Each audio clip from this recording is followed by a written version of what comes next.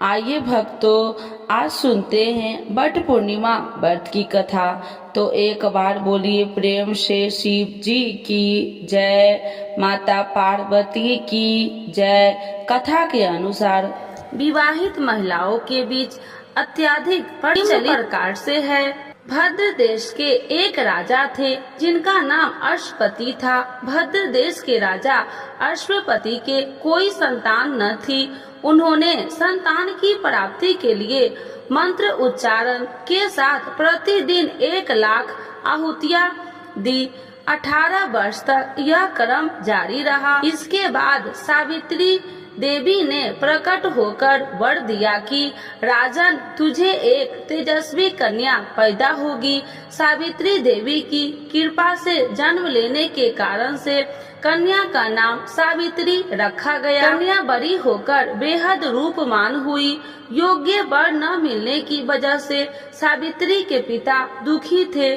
उन्होंने कन्या को स्वयं वर तलाशने भेजा। सावित्री तपोवन में भटकने लगी। वहाँ शाल्वे देश के राजा ध्रुवसेन रहते थे। क्योंकि उनका राज्य किसी ने छीन लिया था, उनके पुत्र सत्यवान को देखकर सावित्री ने पति के रूप में उनका वरण किया। ऋषि राज नारद को जब यह पता चली तो वह राजा अश्वपति के पास पहुँचे और कहा कि हे राजन, यह कन्या क्या कर रहे हैं? आप सत्यवान, गुणवान है, धर्मात्मा है और बलवान भी है, पर उसकी आयु बहुत छोटी है। वह अल्प आयु है। 1 वर्ष के बाद ही उसकी मृत्यु हो जाएगी। ऋषि राज नारद की बात सुनकर राजा अश्वपति घोर चिंता में डूब गए। सावित्री ने उनसे कारण पूछा तो राजा ने कहा, पुत्री, तुमने जिस राजकुमार को अपने वर के रूप में चुना है वह अल्प आयु है। तुम्हें किसी और को अपना जीवन साथी बनाना चाहिए। इस पर सावित्री ने कहा कि पिताजी, आय कन्या अपने पति का एक बार ही वरण करती है, राजा एक बार ही आज्ञा देते हैं और पंडित एक बार ही प्रतिज्ञा करते हैं और कन्यादान भी एक बार ही किया जाता है। सावित्री हट करने लगी और बोली, मैं सत्यवान से ही विवाह करूंगी। राजा अश्वपति ने सावित्री का विवाह सत्यवान से कर दिया। सावित्री अपने ससुराल पहुँचते ही सास ससुर की सेवा करने लगी। समय बीतता चला गया। नारद मुनि ने सावित्री को पहले ही सत्यवान की मृत्यु के दिन के बारे में बता दिया था। वह दिन जैसे जैसे करीब आने लगा, सावित्री अधीर होने लगी। उन्होंने 3 दिन पहले से ही उपवास शुरू कर दिया। नारद मुनि द्वारा कथित निश्चित तिथि पर पितरों का पूजन किया। हर दिन की तरह सत्यवान उस दिन भी लकड़ी काटने जंगल चले गए। साथ में सावित्री भी गई। जंगल में पहुंचकर सत्यवान लकड़ी काटने के लिए एक पेड़ पर चढ़ गए। तभी उसके सिर में तेज दर्द होने लगा।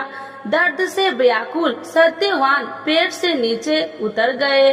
सावित्री अपना भविष्य समझ गई। सत्यवान के सिर को गोद में रखकर सावित्री सत्यवान का सिर सहलाने लगी। तभी वहाँ यमराज आते दिखे। यमराज अपने साथ सत्यवान को ले जाने लगे।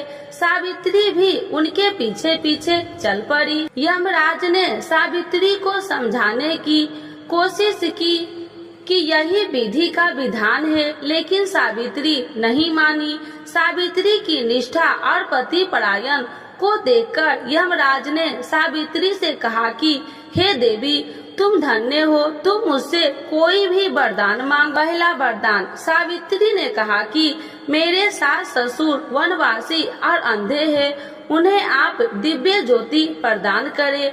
यमराज ने कहा, ऐसा ही होगा, जाओ, अब तुम लौट जाओ। लेकिन सावित्री अपने पति सत्यवान के पीछे पीछे चलती रही। यमराज ने कहा, हे देवी, तुम वापस जाओ। सावित्री ने कहा, भगवान, मुझे अपने पति देव के पीछे पीछे चलने में कोई परेशानी नहीं है। पति के पीछे चलना मेरा कर्तव्य है। यह सुनकर उन्होंने फिर से उसे एक और वर मांगने के लिए कहा। दूसरा वरदान। सावित्री बोली, हमारे ससुर का राज्य छीन गया है, उसे पुनः वापस दिला दे।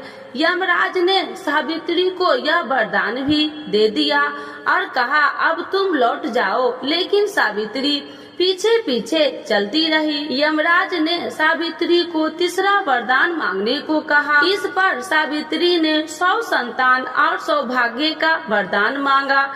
यमराज ने इसका वरदान भी सावित्री को दे दिया। सावित्री ने यमराज से कहा कि हे प्रभु, मैं एक पतिव्रता पत्नी हूँ और आपने मुझे पुत्रवती होने का आशीर्वाद दिया है। यह सुनकर यमराज को सत्यवान के प्राण छोड़ने पर यमराज अंत ध्यान हो गए और सावित्री उसी वट वृक्ष के पास आ गई जहाँ उसके पति का मृत शरीर पड़ा था। सत्यवान जीवित हो गया और दोनों खुशी खुशी अपने राज्य की ओर चल पड़े। दोनों जब घर पहुँचे तो देखा कि माता पिता को दिव्य ज्योति प्राप्त हो गई है। इस प्रकार सावित्री सत्यवान चिरकाल तक राज्य सुख भोगते रहे। अतः पतिव्रता सावित्री के अनुरूप ही प्रथम अपने सास ससुर का उचित पूजन करने के साथ ही अन्य विधियों को प्रारंभ करे। व्रत सावित्री व्रत करने और इस कथा को सुनने से उपवासक को वैवाहिक जीवन या जीवन साथी की आयु पर किसी प्रकार का कोई संकट आया भी हो तो वह टल जाता है। तो एक बार बोलिए प्रेम से शिव जी की जय, माता पार्वती की जय, सावित्री सत्यवान की जय। पूर्णिमा तिथि को भी रखा जाता है। आइए जानते हैं पौराणिक मान्यताओं के अनुसार इस दिन पतिव्रता सावित्री अपने पति सत्यवान के प्राण यमराज से वापस लेकर आ गई थी। इस दिन सुहागिन महिलाएं अपने पति की लंबी आयु और स्वास्थ्य के लिए व्रत रखती है। आइए जानते हैं क्यों की जाती है वट वृक्ष की पूजा। वट वृक्ष में त्रिदेव यानी ब्रह्मा, विष्णु और महेश का वास होता है। इसके साथ ही वट वृक्ष की इन शाखाओं को सावित्री का रूप माना जाता है। इसके अलावा तने में विष्णु जी, जड़ में ब्रह्मा जी और शाखाओं में शिव जी का वास होता है। ज्येष्ठ पूर्णिमा की वट सावित्री व्रत 2024 में कब है? हिंदी पंचांग के अनुसार ज्येष्ठ माह में 2 बार वट सावित्री व्रत रखा जाता है। हिंदू पंचांग के अनुसार ज्येष्ठ पूर्णिमा 21 जून 2024 को सुबह 7:31 से शुरू होकर 22 जून को सुबह 6:37 तक रहेगा। पूजा के समय सुबह 5:24 से लेकर सुबह के 10:38 तक रहेगा। वट सावित्री व्रत का महत्व पुराणों के अनुसार वट वृक्ष में ब्रह्मा, विष्णु और महेश तीनों देवताओं का वास होता है। इसके नीचे बैठकर पूजन व्रत कथा सुनने से सभी मनोकामनाएं पूरी होती है।